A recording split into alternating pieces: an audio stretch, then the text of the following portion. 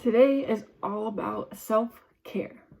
I've had various times where I've heard people make comments about how they don't like to use music for self-care because they don't know how to play an instrument or they don't feel comfortable singing or something like that.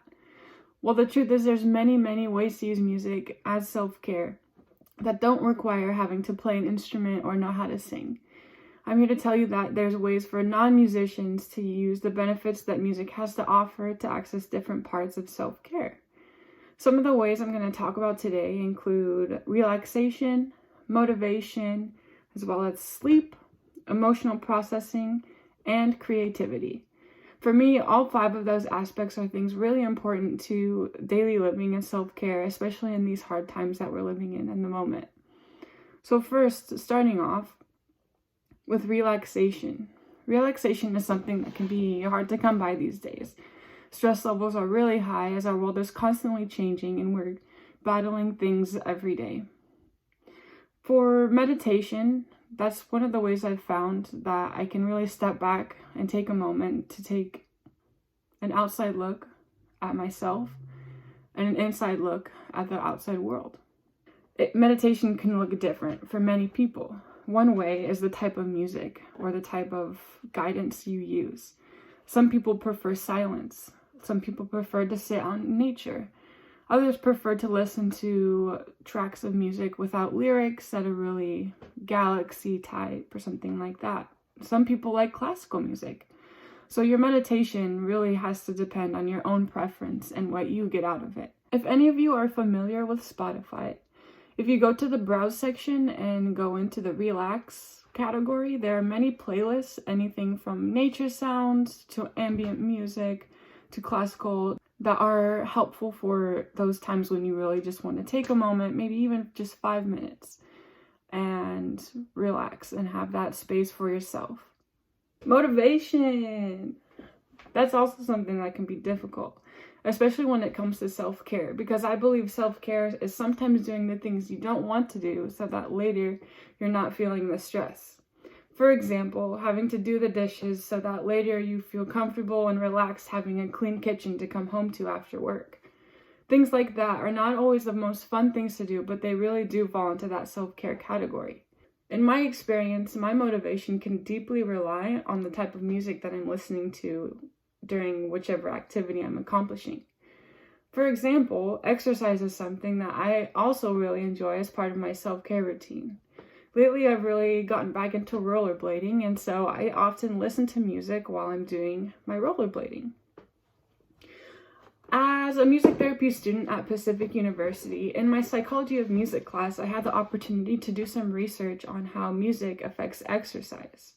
I came across a study that was published in the Psychology of Sport and Exercise journal in 2018.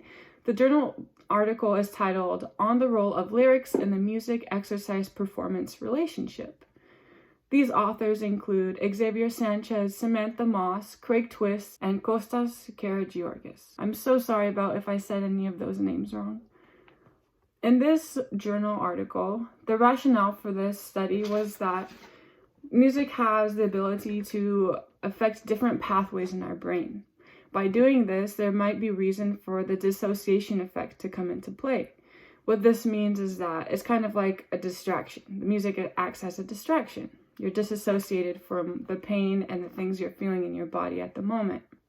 The purpose of this study was to examine the role of lyrics with reference to a range of psychological, psychophysical, and psychophysiological variables during submaximal cycle ergometry.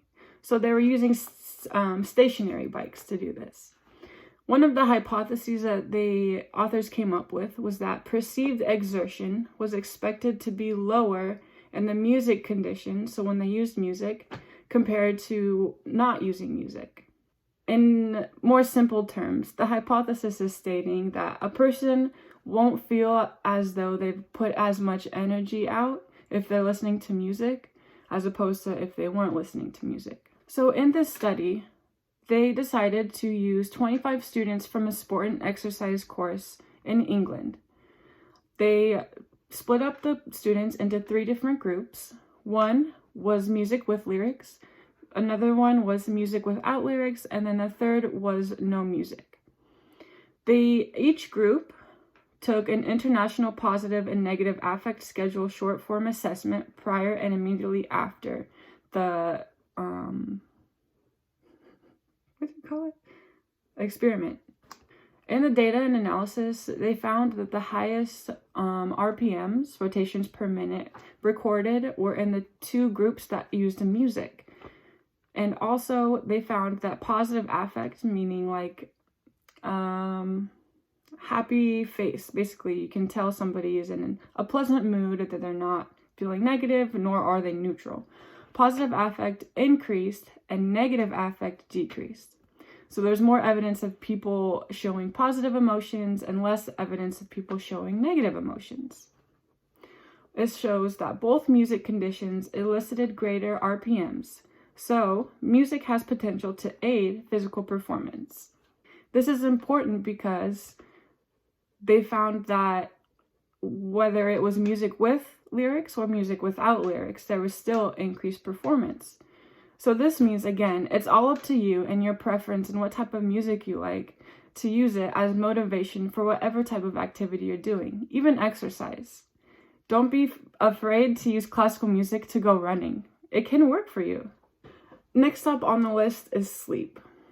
Sleep is also something that can be very, very easily altered based on what's going on in our everyday lives, day to day. One thing that I have found useful for regulating my sleep, or at least finding a routine associated with bedtime, is using a sleep timer for when I'm using music or podcasts or a story to listen to while I fall asleep.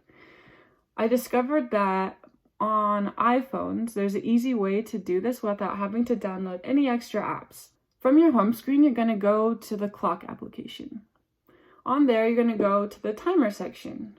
Now you go ahead and set the timer for whatever amount of time you're wanting. I like to do 15 to 30 minutes because it does take me a little bit longer to fall asleep. So 5 minutes doesn't really do it for me. Then from there, where it has you select the sound that you would like when the timer is done, when you go into that option, scroll all the way to the bottom of the list. There's an option that says stop playing. I tested this out. I clicked on stop playing. I had my music going. I set it for 3 minutes. And so after 3 minutes, my music stopped. So it works.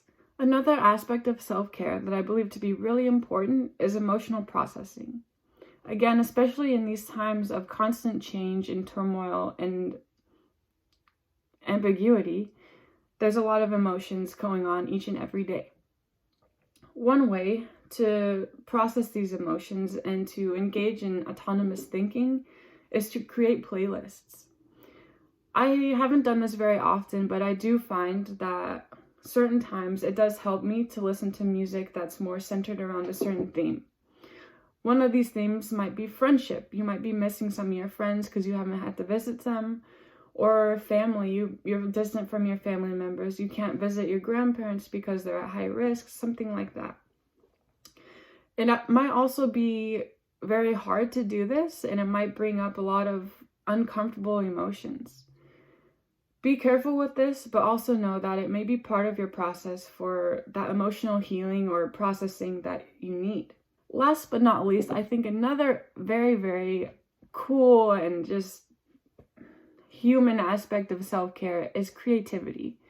Creativity exists in so many manifestations, and I think music and art and just self-expression is one of the greatest things that we can offer each other and ourselves.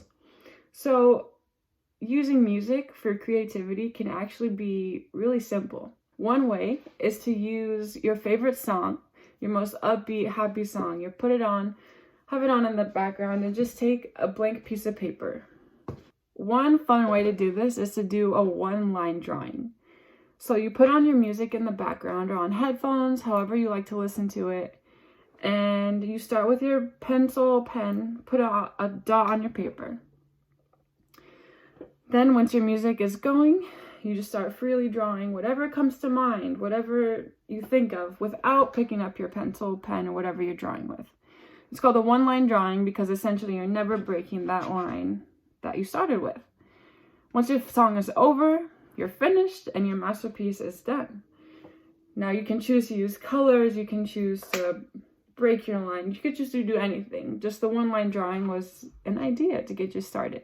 Lastly, one more idea for creativity is to use lyrics. Now, I'm not going to say you have to sing them or do anything crazy like that, but if you are able and have access to a printer, go ahead and print out the lyrics to one of your favorite songs. Now, as you can see, I have some washi tape on here. Sorry, Mom. And I use some Sharpie to black out some words here. Now, what this is called, I like to call it blackout poetry. So you might not be listening to the song, but you might be hearing parts of it when you're listening to or reading the lyrics, but something like that. So you're going to have the lyrics in front of you. And, let's say there's a couple lines in here that you might want to change, or they're not your favorite, or you'd move some stuff around.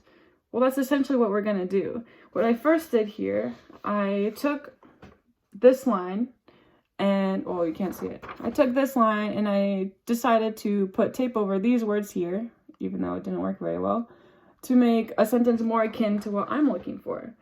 Also, as you can see, I blued out these words and got some of these words left over, the ones that I wanted. And so essentially what you're doing is creating your own poetry using words that you didn't have to write. I hope these ideas will be helpful and that you are able to find time for yourself and what you need. Using music does not only have to be for musicians, but can be for anybody. Self-care is important, and I'm here to support you in any way. For any more ideas on self-care regarding music, I'd love to hear your thoughts. Thanks for tuning in, and I hope you have a great day.